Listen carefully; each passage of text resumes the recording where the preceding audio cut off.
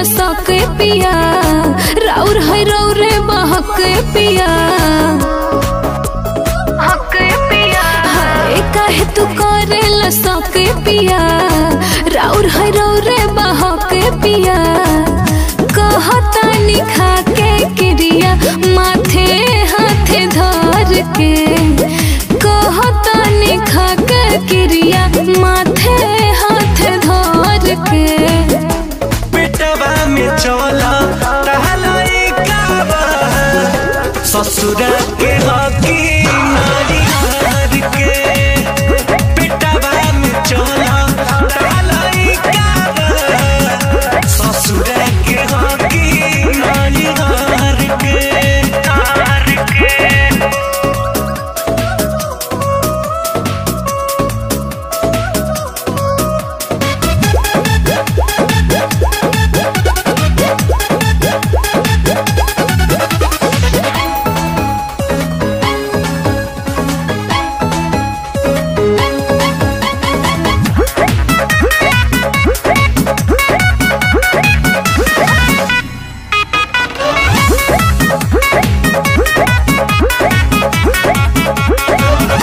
झूठे साचे अच्छा रंग लगाई जनिए राजा जी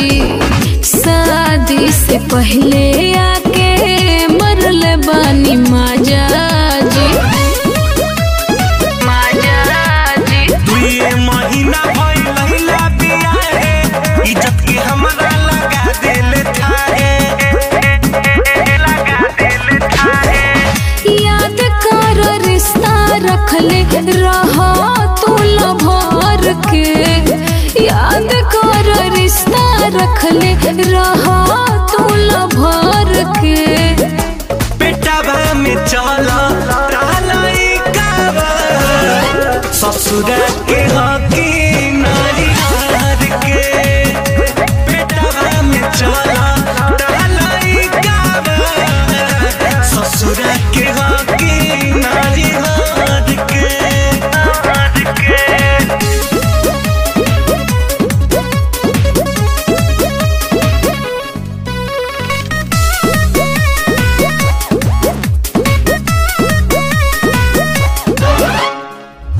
धैले बानी दिन हम अंगूरी पर जोड़ के पहला बेर मिले आइला 3 बजे भोर के और बिहारी संग भइल बा धोखा लड़की त खोजेली सजैसने मौका कहता पूछा दी हम रितेश से फोन करके